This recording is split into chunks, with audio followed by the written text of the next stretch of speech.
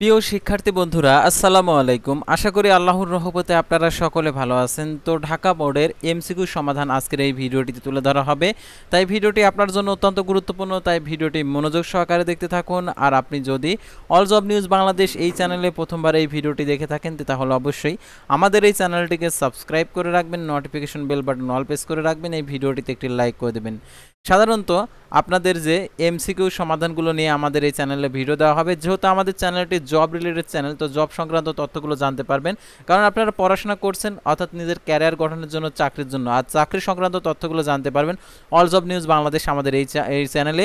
আর আপনাদের যদি পরীক্ষা খারাপ হয়ে থাকে তাহলে পরবর্তীতে অর্থাৎ কি করণীয়, অর্থাৎ সেই সকল করণীয় নিয়ে আপনারা আমাদের সাথে যোগাযোগ করতে পারেন। তো যোগাযোগ করার জন্য অবশ্যই আপনারা হোয়াটসঅ্যাপ নাম্বার দেওয়া রয়েছে, অর্থাৎ আমাদের চ্যানেলে সাধারণত রেজাল্ট হওয়ার পর যদি খারাপ রেজাল্ট হয়, ভালো রেজাল্ট কিভাবে করতে হয়, আর কি যদি খারাপ রেজাল্ট আশা অনুরূপ রেজাল্ট না পান, বোর্ড চ্যালেঞ্জের মাধ্যমে রেজাল্ট পরিবর্তন কিভাবে করতে হয়, সম্পূর্ণ কিছু আমাদের চ্যানেলের মাধ্যমে অর্থাৎ আমাদের চ্যানেলের মাধ্যমে আপডেটগুলো দেওয়া হয়ে থাকে।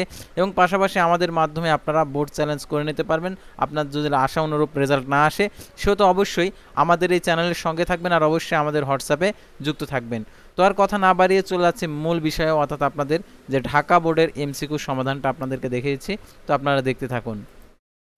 তো আমি ক পার্ট আমি আপনাদেরকে দেখাচ্ছি, অর্থাৎ এখানে দেখতে পারছেন ক পার্ট, অর্থাৎ এটা হচ্ছে ঢাকা বোর্ডের, দেখতে পারছেন এখানে হচ্ছে 1-এর হবে ঘ, 2-এর হবে ক, 3-এর হবে হচ্ছে গ, 4-এর হবে হচ্ছে দেখতে পারছেন এখানে খ, 5-এর হবে হচ্ছে খ, 6-এর হবে ক, তারপরে দেখতে পারছেন 7-এর হবে গ, তারপরে এখানে দেখতে পাচ্ছেন যে 9-এর অর্থাৎ হচ্ছে 8-এর হবে খ, 9-এর হবে হচ্ছে খ, তারপরে 10-এর হবে হচ্ছে খ, 11-এর হবে হচ্ছে খ, 12-এর হবে হচ্ছে গ, 13-এর হবে হচ্ছে গ।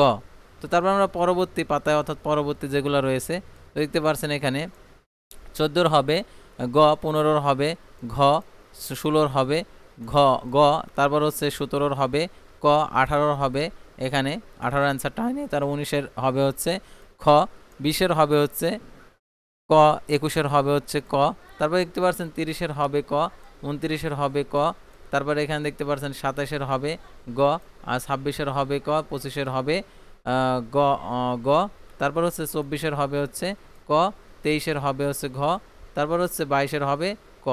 তো এই ছিল সাধারণত ঢাকা বোর্ডের এমসিকিউ সমাধান। তো পরবর্তী ভিডিওতে আবারও কোনো নতুন বোর্ডের আর যার যে বোর্ডের প্রশ্নপত্রের সমাধান লাগবে কমেন্ট বক্সে লিখে তাড়াতাড়ি জানিয়ে দেবেন। আল্লাহ হাফেজ।